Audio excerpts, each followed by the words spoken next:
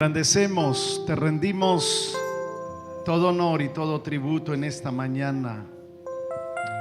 Solo tú eres digno de recibir toda la gloria y toda la honra y todo el honor por los siglos de los siglos. Aleluya. Contemple ahí donde se encuentra el resucitado, al que dejó la tumba fría, que se levantó como un vencedor, como un ganador, como un triunfador. Aleluya. Ciertamente venció la muerte. Aleluya. El imperio de la muerte se acabó aquel día, ese primer día de la semana, aquella mañana del primer día de la semana. Aleluya. Contémplelo ahí donde está. Aleluya. Y adórelo, adórelo, adórelo. Aleluya.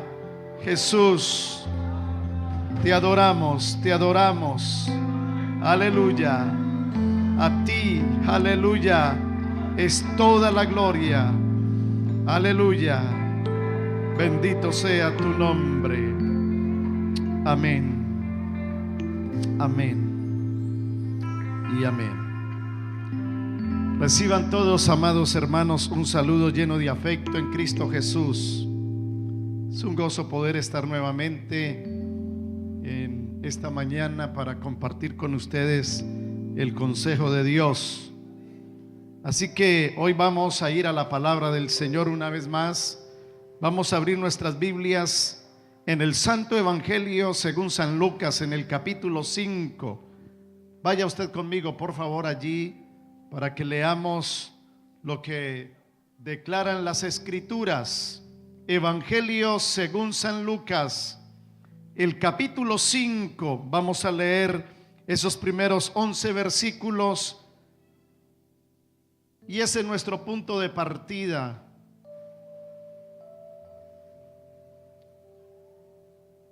En esta ocasión, así dice la palabra del Señor. Escuchen lo que dice la palabra de Dios.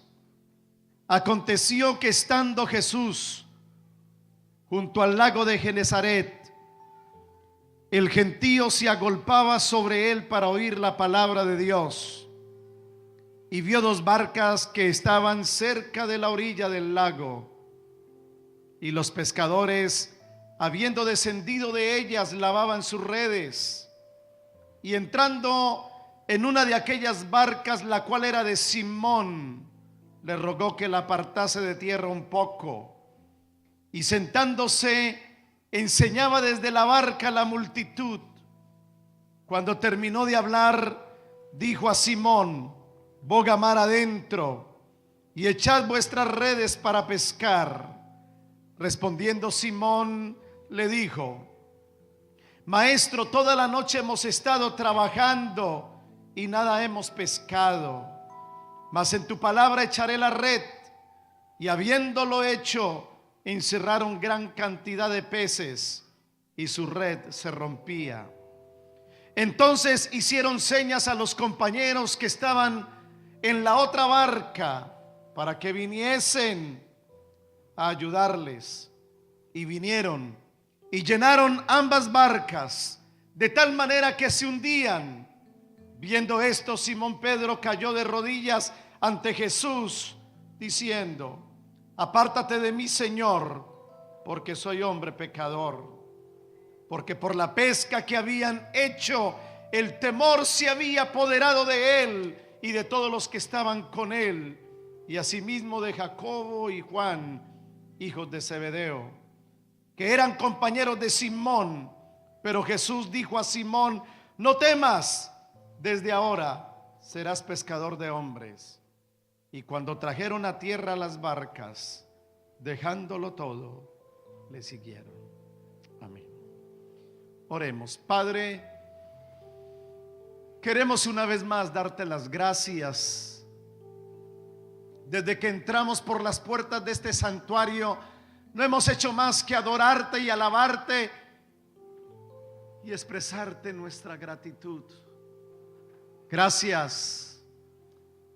En esta mañana hemos podido comprobar una vez más que tú sigues siendo la fuente inagotable de toda buena dádiva y de todo don perfecto. Te damos gracias por tu presencia. Nos prometiste que cada vez que nos reunamos en tu nombre, ahí vas a estar en medio de nosotros. Te agradecemos que una vez más has provisto para nosotros el alimento espiritual. Te pedimos, Espíritu Santo de Dios, nos permitas hoy entender las verdades contenidas en la palabra. Te suplicamos que hoy ministres a cada uno de nosotros. Tú que conoces cada una de nuestras necesidades más íntimas y más profundas, usa la palabra para ministrar nuestras vidas. Permite que al salir hoy de este lugar vayamos experimentando que tú has cambiado el panorama, que has cambiado las circunstancias. Espíritu Santo, declaramos que estás en nuestro medio como Señor y como Maestro para hablar a nuestras vidas. Muchas gracias te pedimos. Muchas gracias, bendito Padre. Te lo pedimos en el nombre de Jesús. Amén. Amén. Pueden estar cómodos, amados hermanos. Voy a hablar un poco acerca de un tema que he titulado Restaurados por el Resucitado. Amén. Amén. Restaurados por el Resucitado. El evangelista Lucas en el capítulo 5 nos cuenta la manera como Simón se convirtió. Es decir, nos relata el milagro de la conversión de uno de los más grandes cristianos que han habido en la historia. Me encanta mucho cuando uno se acerca a este capítulo 5, porque uno puede ver de cerca el milagro de la conversión. La conversión es el milagro más grande de todos los milagros. ¿Cuántos lo creen así? Como pueden darse cuenta, este capítulo 5, además de relatarnos la conversión de Simón, también este capítulo 5 nos presenta los elementos de la conversión. Estoy seguro que todo aquel que se ha convertido a Cristo en alguna medida ha tenido la misma experiencia que tuvo Simón. La primera o el primer elemento de la conversión ocurre aquel día cuando en el lago de Genesaret Jesús entra a una barca, la barca de Simón, y es ahí, en esa barca, donde Simón tiene un encuentro personal con Jesús. El milagro de la conversión indiscutiblemente empieza cuando un hombre y una mujer tiene un encuentro personal con Jesús. Fue lo mismo que le sucedió a Saulo de Tarso. Él iba por el camino que conduce a Damasco, respirando aún amenazas contra los discípulos del Señor, y es ahí donde él tiene su encuentro personal con Jesús. Y ese encuentro personal con Jesús es solo el comienzo de la experiencia del milagro de la conversión. Pero no solo este capítulo 5 del Evangelio según San Lucas nos relata ese primer elemento de la conversión, también nos relata y nos presenta un segundo elemento. Dice que la multitud se agolpó para escuchar la palabra de Dios. El texto claramente dice que después de que Él les dio la palabra, el versículo 4 dice: cuando terminó de hablar, se acercó a Simón para decirle: boga mar adentro y echad vuestras redes para pescar. Y ya ustedes conocen perfectamente el milagro ocurrido. Las redes están llenas de peces. No es suficiente la barca donde Pedro está, hay que llamar la otra barca que está a la orilla, y las dos son llenadas de peces, hasta tal punto que parece que se van a hundir. Pedro, cuando ve lo sucedido, cuando él puede contemplar con sus ojos el milagro ocurrido, cae de rodillas. Dice claramente el texto sagrado, versículo 8: cayó de rodillas ante Jesús. creo que ahí está el segundo elemento de la conversión. Una persona cuando tiene un encuentro con Jesús y una persona cuando se humilla ante Jesús está experimentando nada más y nada menos que el milagro de la conversión. Pero ese versículo 8 nos dice algo más. Dice que Simón Pedro le dijo a Jesús: apártate de mí, Señor, porque soy hombre pecador. Lo que indica esto es que hay un tercer elemento en la conversión, y ese tercer elemento no es suficiente con encontrarse con Jesús cara a cara, no es suficiente con caer de rodillas humillado. Hay que hacer una confesión, y fue lo que hizo él. Él confesó que era un pecador. Él confesó su pecado: apártate de mí, porque soy hombre pecador. Y hermano, ese milagro de la conversión ocurrió.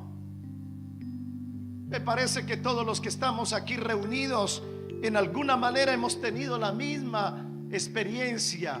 Hemos experimentado el mismo milagro, el de la conversión. Y hay evidencias aquí en este capítulo 5 de que en realidad aquel día fue cuando Simón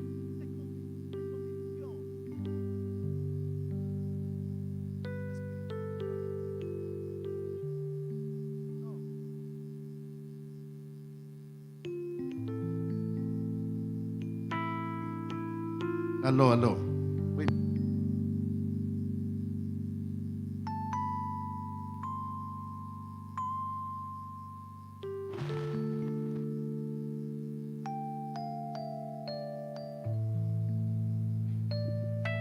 Sí, aló. El texto sagrado, mire lo que nos dice. El texto sagrado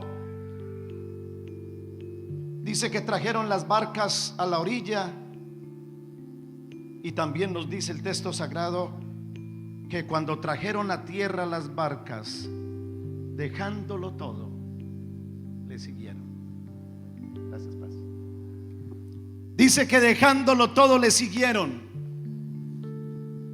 Creo que si hay algo que evidencia la conversión de un hombre o de una mujer, es cuando ese hombre o esa mujer, como Simón, deja todo lo que tiene que dejar. Simón dejó las redes, dejó las barcas, dejó a su padre, dejó a sus compañeros. Pero nosotros también hemos dejado. Hay que dejar la vida que no agrada a Dios. Hay que dejar esa vida de pecado. Hay que dejar el mundo y sus placeres. Hay que dejar todo aquello. Esa es una evidencia de la conversión. Pero también a partir de ese día ya no se le llamó Simón, porque ese era su nombre, Simón, que significa caña sacudida por el viento o mecida por el viento. Sino que a partir de ese día conocemos a un hombre que se llama Pedro. ¿Cuántos dicen amén? ¿Sabe que la evidencia de la conversión es esa? Que la vida de esa persona sufrió un cambio radical. Y Pedro sufrió un cambio radical. Dejó de ser una caña sacudida o mecida por el viento para convertirse en una roca. ¿Cuántos dicen gloria a Dios? Hasta ahí todo anda bien. Él comienza en su caminar con Jesús. Él comienza una relación personal con Jesús. Él va y viene, y ahí comienza este hombre a florecer en su vida espiritual. Pasó quizá 1 año, 2 años, 3 años, donde este hombre, como decimos según el libro de Apocalipsis, estaba en su primer amor. Pero solo habían pasado 3 años cuando él comenzó a descuidar su caminar con Jesús. Cuando él comenzó a descuidar esa relación personal e íntima con Jesús. Cuando él comenzó a descuidar su vida espiritual. Y este es el punto al que realmente quiero llegar en esta ocasión. Muchos de nosotros hemos tenido la experiencia, hemos experimentado el milagro de la conversión, hemos empezado ese caminar con el Señor, esa relación con el Señor, esa vida espiritual floreciendo. Pero yo no sé qué nos ha pasado, como no sé qué le pudo haber pasado a Pedro. Él comenzó a descuidar su relación, su caminar, y las evidencias son claras.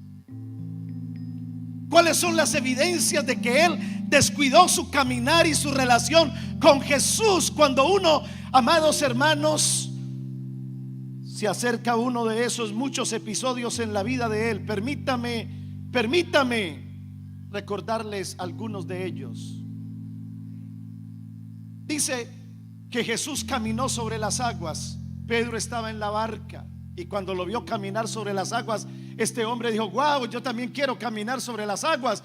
Y le pidió al Señor: Señor, manda que yo vaya a ti sobre las aguas. Ustedes se acuerdan muy bien de ese episodio. Y Jesús no le dio una respuesta negativa, sino afirmativa: Pedro, ven, desciende. Y dice el texto sagrado que él descendió de la barca, y dice que caminaba, así dice literalmente el texto, sobre las aguas. Dice, para ir a Jesús. Él tenía puesta la mirada en Jesús, su enfoque era Jesús. Pero hubo un momento en que las olas se encrespaban y se levantaban, un momento en que los vientos soplaban fuertemente. ¿Y sabe qué dice literalmente el texto? Dice que al ver el fuerte viento, fue en cuestión de segundos que él quitó la mirada de Jesús, desvió la mirada de Jesús. Él estaba mirando a Jesús, caminaba para ir a Jesús, pero quitó la mirada. Y ahí comienza, hermanos,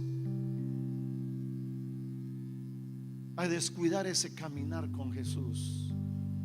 Muchos de nosotros a lo mejor hemos comenzado a hacer algo parecido a Simón Pedro. En ese caminar con Jesús nos hemos encontrado en situaciones donde hemos quitado la mirada de Él y la hemos puesto en algo o en alguien. Y eso es fatal, fatal. Yo te pregunto, ¿cuál es ese alguien o cuál es ese algo que te está quitando la mirada? Ya entiendo por qué el escritor de la carta a los Hebreos dijo de una manera rotunda, dijo: puestos los ojos en Jesús, el autor de la fe. Pero no fue la única forma como yo puedo ver en los evangelios que Pedro comenzó a descuidar su vida espiritual. Ustedes recuerdan muy bien ese episodio cuando Jesús vino y le dijo a Pedro: antes que el gallo cante una vez, me negarás 3 veces. Y la respuesta de él fue inmediata: yo no te negaré. Yo puedo ver el ego llegó a tales extremos de decirle: los demás te negarán, pero yo no te negaré. Si me es necesario ir a la cárcel, estoy dispuesto. Inclusive estoy dispuesto hasta morir por ti si es necesario. Pero no eran más que palabras que se las lleva el viento. Porque cuando uno mira el texto sagrado, yo no te negaré, era un hombre lleno de ego, un hombre que tenía demasiada confianza en sí mismo, un hombre que se sentía autosuficiente. Él pensaba que tenía el control de todo. Él creía que él podía manejarlo todo en su vida. Y eso no es más que una evidencia de su descuido en su caminar, en su relación, en su vida espiritual. ¿Cuántos de nosotros jugamos con la tentación y pensamos que tenemos el control de la situación? Y hasta decimos: yo sé hasta dónde voy a llegar, hasta tal punto puedo llegar. Pero ¿qué va? Nos puede más nuestro ego. En vez de reconocer nuestra debilidad, en vez de reconocer, hermanos, que le estamos dando lugar al diablo, como dice el apóstol San Pablo a los Efesios. Pedro había empezado a descuidar su relación y su caminar con Jesús, cuando quitó la mirada de Él, cuando se llenó de demasiada confianza en Él, en sí mismo. Fueron horas antes de Jesús ir a la cruz y beber la copa amarga del sacrificio de la cruz. Cuando Él fue a Getsemaní a orar agónicamente al Padre: pasa de mí esta copa. ¿Sabe lo que estaba diciendo Jesús en esa oración? Le estaba diciendo al Padre: no hay otra forma de redimir a la humanidad, no hay otra manera de salvar al hombre. Tengo que beberme ese trago amargo de la cruz. Pero el Padre no respondió nada. La respuesta estaba en su propia oración: mas no se haga como yo quiero, sino como tú quieres. Dice que lo hizo la primera vez. Vino a los discípulos y los halló durmiendo. Oró la segunda vez, volvió y los halló durmiendo. Volvió y oró agónicamente. Vino por tercera vez y ahí estaba Pedro dormido. Le tocó el costado: Pedro, ¿no has podido velar una hora? Velad y orad para que no entréis en tentación, porque el espíritu a la verdad está dispuesto, pero la carne es débil. ¿Hasta dónde había llegado Pedro? Había quitado la mirada de Jesús, se había llenado de ego, se sentía autosuficiente, demasiada confianza, hasta tal punto que ya no era necesario orar, ya no era importante orar. ¿No será lo que nos ha pasado a muchos de nosotros? Estamos tan ocupados, estamos tan entretenidos, que ya creemos que no es necesario orar. Hemos abandonado nuestra vida de oración. Lo mismo que hizo el hermano Pedro. Cuando más necesitaba orar, fue cuando menos oró. Muchos de nosotros estamos como él, viviendo momentos, hermanos, difíciles, críticos, momentos de trascendencia, pero no oramos. Tenemos el control. Yo soy muy autosuficiente. Hermano, tenga cuidado con eso. No es más que un descuido. Y como si fuera poco, en ese momento, cuando ellos despiertan y Jesús se dirige a Pedro, aparece la turba, aparece la muchedumbre. Adelante va el traidor. Judas se entrega con un beso al Hijo del Hombre. Puedo ver los soldados romanos cuando echan mano de Jesús, y Pedro no puede soportar lo que sus ojos están contemplando. Él empuña la espada romana, la saca de su vaina y atenta contra la integridad de Malco, el siervo del sumo sacerdote. Evidentemente Pedro ha descuidado su caminar, su relación, de tal manera que ahora ese hombre empuña la espada romana y usa las armas humanas. Él cree que el problema se resuelve con las armas humanas. Ay, hermano, ¿cuántos de nosotros estamos en problemas y estamos tratando de resolverlos con las armas humanas?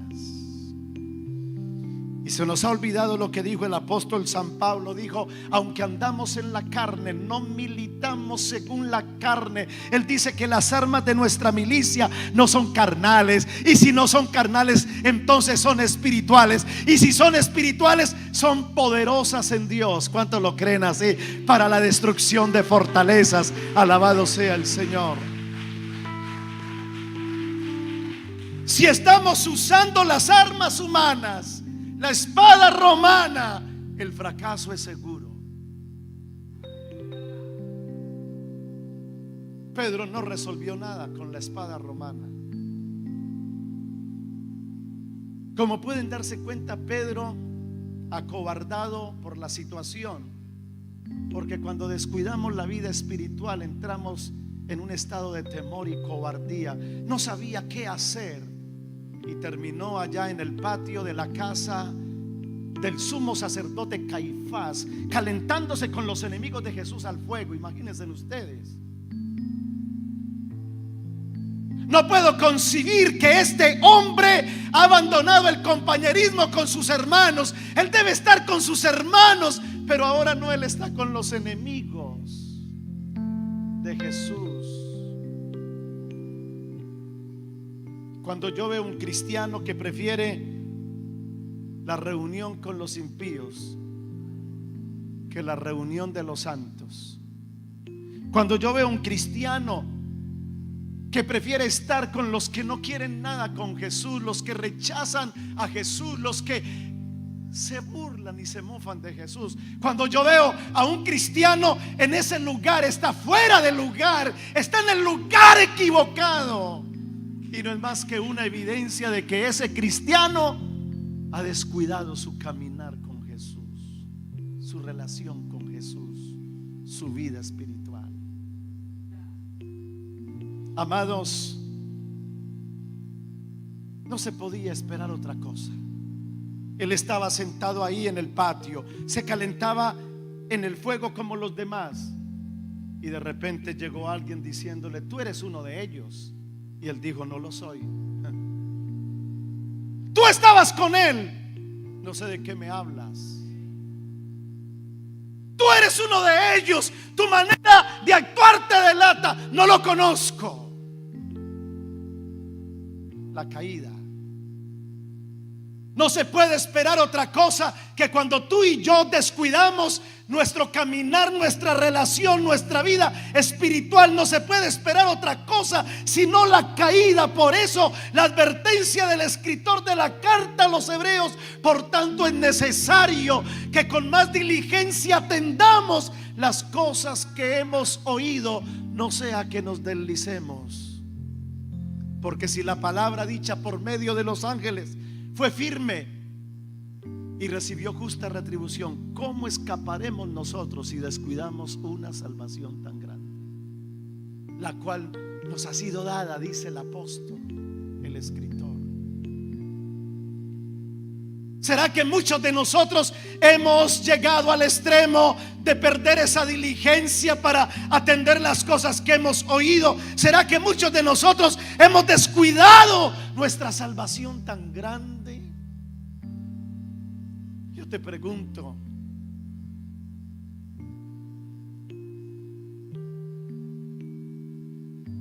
no se puede esperar otra cosa. Cuando descuidamos nuestra vida, nuestro caminar con el Señor, tarde que temprano vendrá la caída. Este hombre ha negado al Señor, no una ni dos, sino 3 veces. Hermano, te pregunto, ¿cómo está tu caminar con el Señor? Yo te voy a decir algo, es muy importante venir al culto, pero eso no lo determina. Hay muchos que vienen al culto, pero si revisan su caminar con el Señor, no anda bien. Todos queremos, hermanos, solamente con un culto a la semana, queremos mostrarle a todo el mundo que las cosas andan bien, y no es así. La vida cristiana es un caminar con el Señor, segundo a segundo, minuto a minuto, hora tras hora, día tras día, semana tras semana, mes tras mes, año tras año. Y no lo podemos reducir a un culto. Perdóneme, se lo voy a decir de otra manera: que vengamos a un culto no dice nada. Porque aquí podemos poner carita de ángeles, de San José y de la Virgen María, pero yo te pregunto, ¿qué de nuestro caminar donde trabajamos, donde vivimos, en el hogar? Te pregunto, ¿cómo andas? ¿Cuál es tu caminar con el Señor?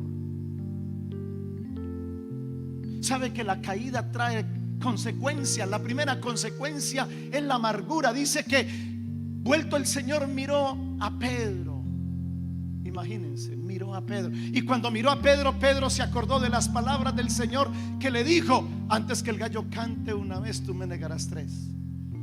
Y dice que saliendo fuera lloró amargamente, dice el texto sagrado. La amargura del fracaso, de la caída. Este hombre tiene que empezar a sufrir las consecuencias de su descuido y de su caída. Y cuando uno va al Evangelio según San Juan capítulo 21, abra su Biblia por favor allí. Mire lo que dice el texto sagrado. Después de esto, versículo 1, se manifestó otra vez a sus discípulos junto al mar de Tiberias. Allí vemos al resucitado. El resucitado, mire lo que hizo el resucitado. Él sabía que había un Pedro caído,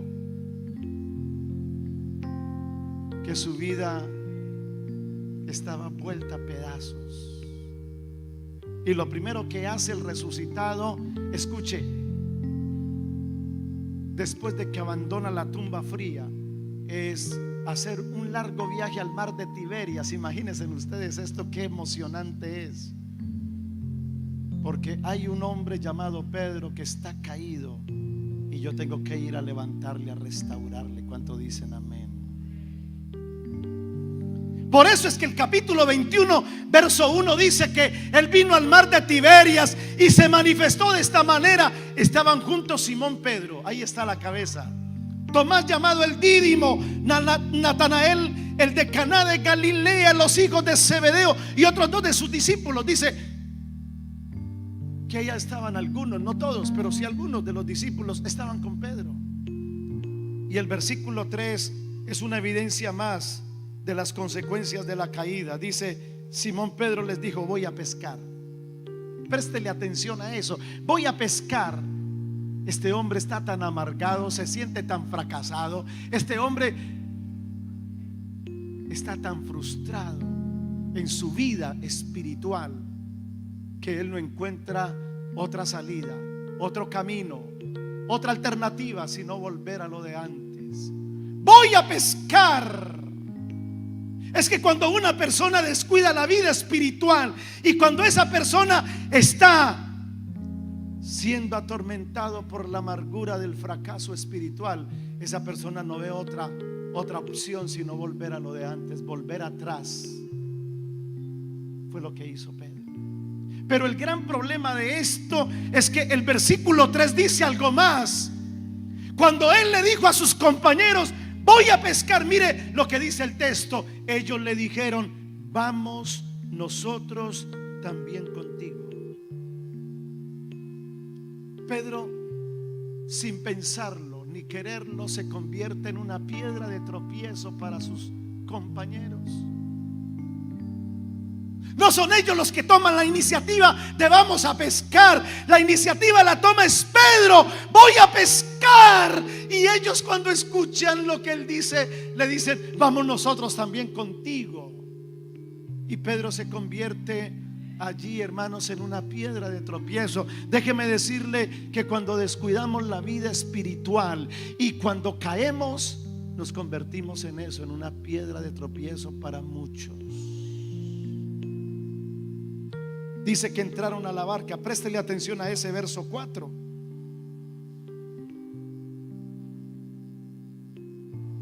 Versículo 3, perdón. Dice: y entraron en una barca. Pero nótese lo que dice el texto: y aquella noche, ¿qué?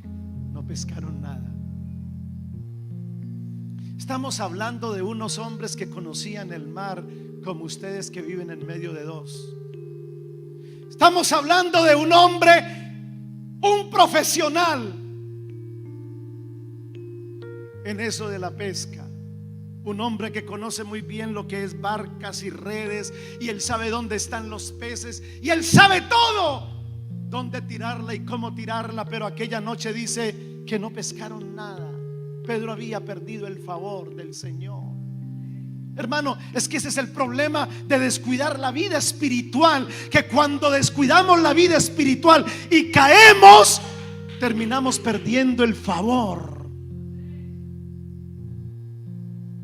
Las cosas no le salieron como él pensaba, las cosas no le salieron como él quería. Y yo me encuentro con esos cristianos quejando y lamentando y llorando sus fracasos. Yo pensé que esto me iba a resultar, yo creía que aquí iba a triunfar, yo pensaba que esto era lo que me iba a llevar a la cima del éxito, pero resulta que no. Hermano, si uno no tiene el favor de Dios, de nada sirven los títulos, los diplomas, de nada sirven las posiciones sociales, de nada sirve, hermano, como decimos nosotros, las conexiones. La mejor conexión, indiscutiblemente, el mejor título es estar caminando con Jesús. ¿Cuánto dicen amén? Aleluya. Pedro está de capa caída y Jesús viene. Escuche, la última ocupación del crucificado en la cruz fue un penitente pecador a quien le dijo: hoy estarás conmigo en el paraíso. Pero la primera ocupación de Jesús después de que resucitó fue un caído llamado Pedro, a quien Jesús fue a restaurarle. ¿Cuánto dicen amén? Aleluya. Y quiero terminar mostrándole cómo fue restaurado Pedro, porque tengo buenas noticias. Si el resucitado levantó y restauró a Pedro, ese mismo resucitado está aquí hoy para levantarnos y para restaurarnos. Alabado sea su nombre. Ubíquese en ese capítulo 21, por favor, y lea conmigo lo que dice el versículo 6, el primer paso en la restauración de Pedro. Jesús les dijo: echad la red a la derecha de la barca y hallaréis.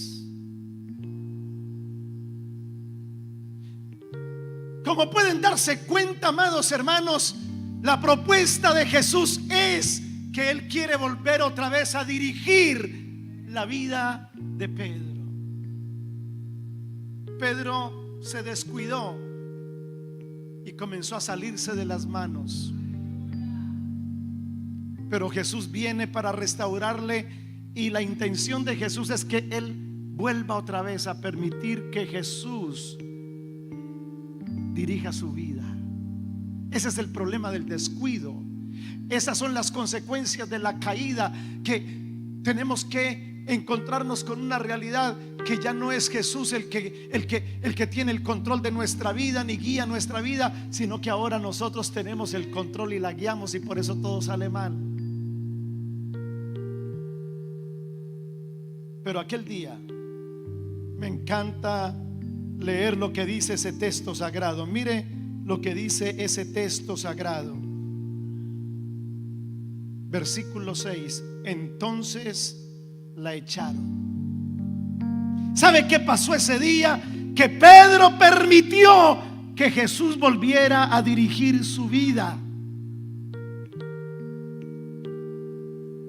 Pedro pudo haber recurrido a la razón, a la lógica. Señor, ya toda una noche hemos estado en esto, la hemos tirado hacia adelante, hacia atrás, a la derecha, a la izquierda. ¿Qué nos falta hacer? No hemos pescado nada, ya está bueno. Pudo haber argumentado, pero no. Aquel día Pedro dejó a un lado su ego,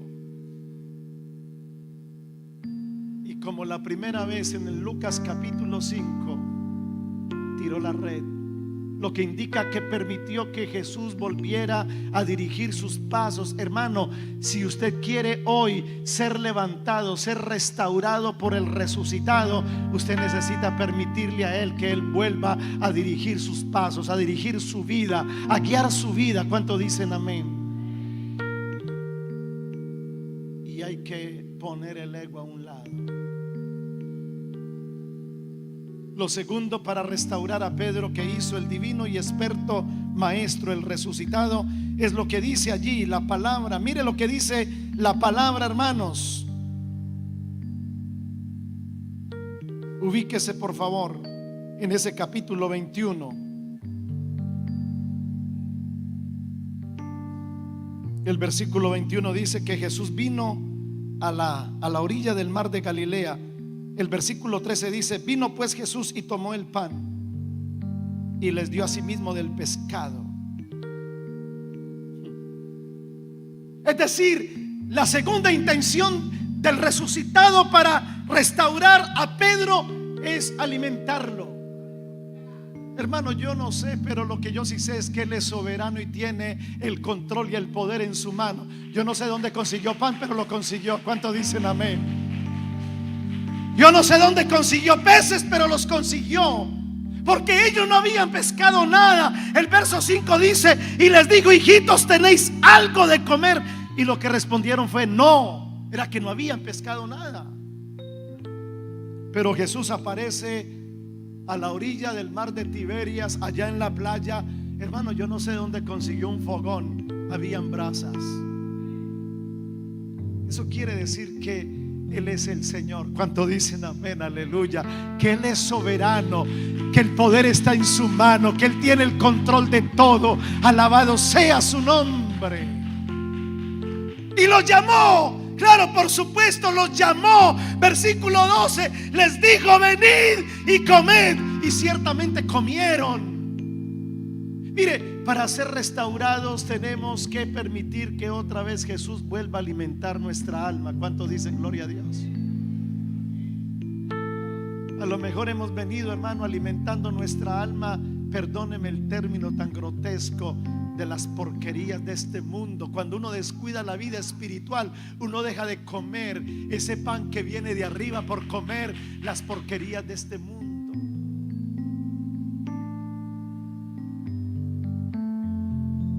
Y aquel día Pedro permite que otra vez Jesús alimente su alma. Nosotros sabemos cuál es el alimento para nuestra alma: es la palabra. ¿Cuánto dicen amén? Así que hay un tercer paso en la restauración. Permítame mostrarles ese último y concluimos allí. Versículo 15: cuando hubieron comido. Préstenle mucha atención a lo que está declarando el evangelista Juan, quien nos relata ese momento de la restauración de Pedro. Dice: cuando hubieron comido. ¿Sabe que en esa declaración que hace Juan yo encuentro mucha sabiduría? Jesús tiene mucha sabiduría. Él sabe lo que va a hacer, porque el tercer paso en la restauración de Pedro es necesario confrontarlo con su problema. Mire, Jesús no evade el problema de él. Es como el hermano que a veces cae y nosotros no queremos señalarle el problema, no queremos confrontarle con el problema. Entonces, ¿cómo lo vamos a restaurar? No, Jesús viene para restaurarle. Y entonces Jesús lo confronta con el problema. Pero hay sabiduría. Mire la sabiduría de Jesús. Cuando hubieron comido. ¿Usted se imagina, hermanos, donde Jesús lo confronte antes de comer? Lo pone a aguantar hambre. ¿Quién come después, hermanos, de una confrontación? Eso es como cuando el papá o la mamá está esperando al hijo para hablar de un asuntico por ahí que hay pendiente. Y ese papá y esa mamá, en vez de darle comida al muchacho, lo que le da es palo. Y qué falta de sabiduría. Póngalo a comer para que aguante después la garrotera. ¿Se da cuenta la sabiduría de Jesús? Jesús dice: lo necesito llenito. Y por eso le da primero de comer. Hermana, no haga eso. Si usted necesita arreglar algo con su esposo, déjelo que coma y después hable con él el asunto. Aprenda de Jesús. Oye, ¿quién va a comer después de que le jalen las orejas a uno, hermano? No come nadie.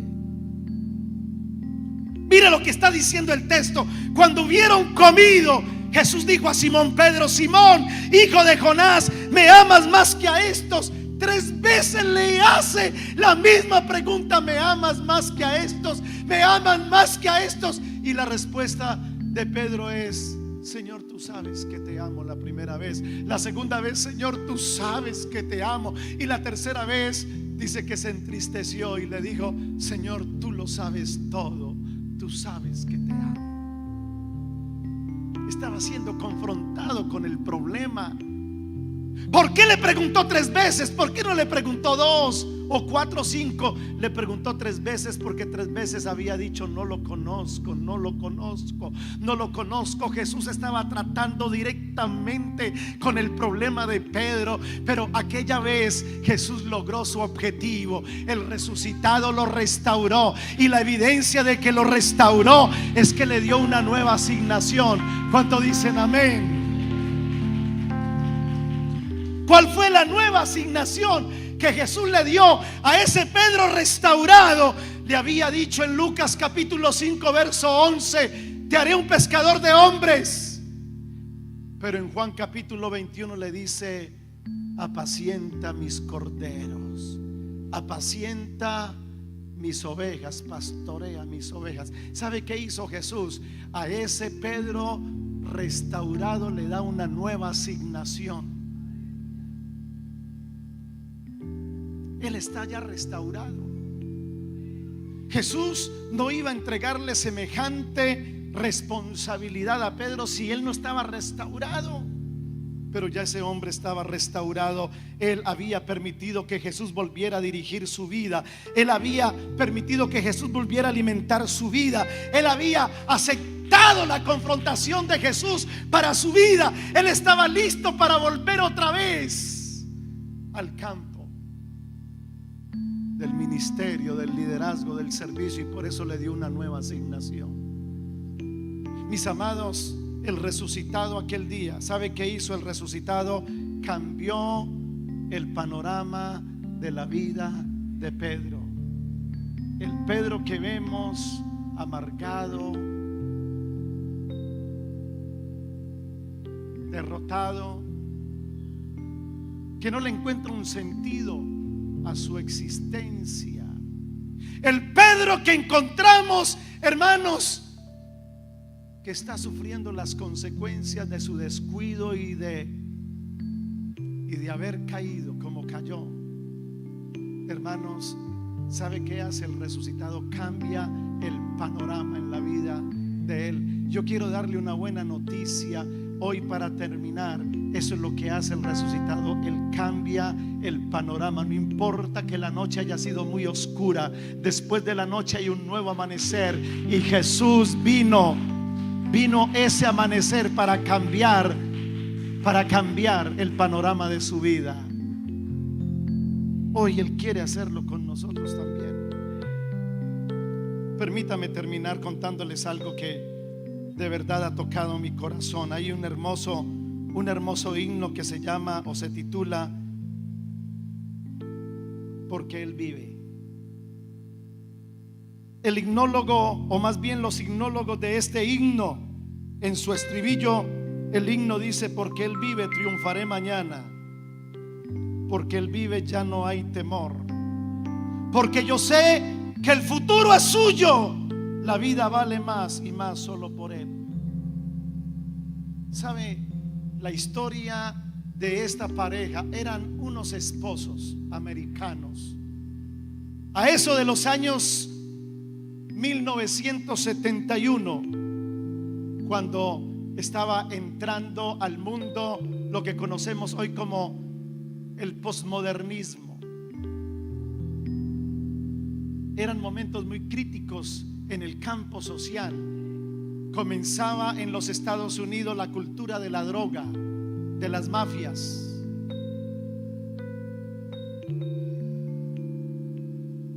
Esta mujer llamada Gloria y su marido llamado Bill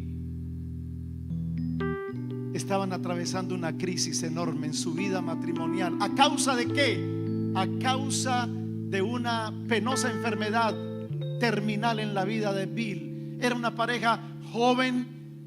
Ella estaba embarazada esperando a su primer hijo. Pero todo era temor, oscuridad.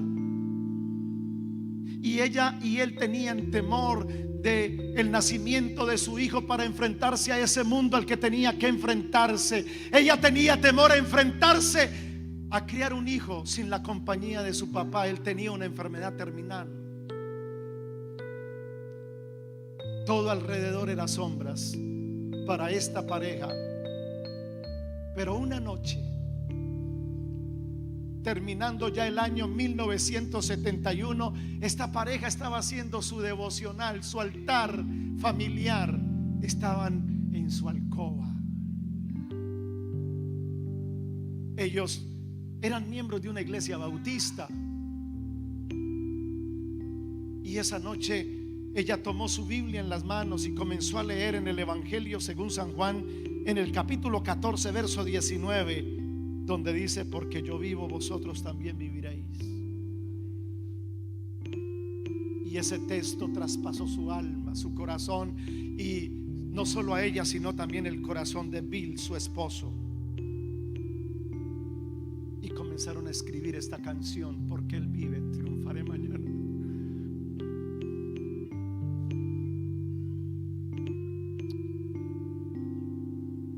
Esta canción, en un momento tan crítico en la vida de ellos, cambió el panorama. Bill pudo salir del problema que tenía de la enfermedad, cuando la medicina decía que no había esperanza para él. Su niño pudo nacer, y ella, a partir de ese día, con su esposo, comenzaron a ver el panorama. Vieron que esa noche el resucitado confortó sus almas, que el resucitado quitó los temores que habían en sus corazones. Comenzaron a ver el mundo de otra manera.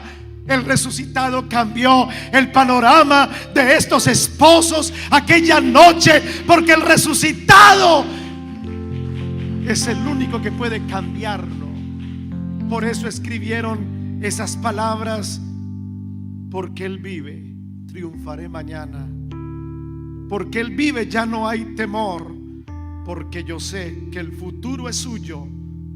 La vida vale más y más solo por Él. ¿Cuánto dicen amén? Yo no sé cuál sea tu panorama, pero lo que yo sí sé es que el resucitado acabó con las tinieblas de la noche y trajo un nuevo día.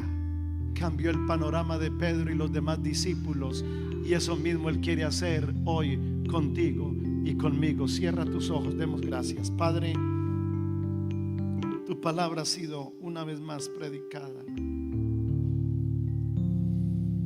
A lo mejor, como Pedro, hemos descuidado nuestro caminar contigo, nuestra relación contigo, nuestra vida espiritual, y eso ha hecho que nuestra vida esté rodeada de sombras.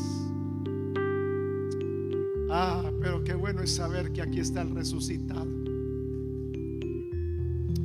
Yo no sé si haya alguien hoy en este lugar que dice: si Jesús resucitó y lo primero que hizo fue buscar a Pedro, yo quiero que hoy Jesús también venga a mí y me restaure, me levante y cambie mi panorama. Habrá alguien que cree que lo necesita. Yo le invito a que se ponga de pie conmigo ahí donde está. Hay alguno que hoy tiene el valor, el coraje de reconocer que descuidaste tu caminar, que descuidaste tu relación, que descuidaste tu vida espiritual, y que por eso todo se ha ido convirtiendo en sombras a tu alrededor. Hay una buena noticia para ti: el resucitado puede cambiar tu panorama. Cambió el panorama de Pedro, cambió el panorama de Bill y de Gloria, aquella linda pareja. También cambiará el tuyo hoy. Tu panorama Él lo cambiará.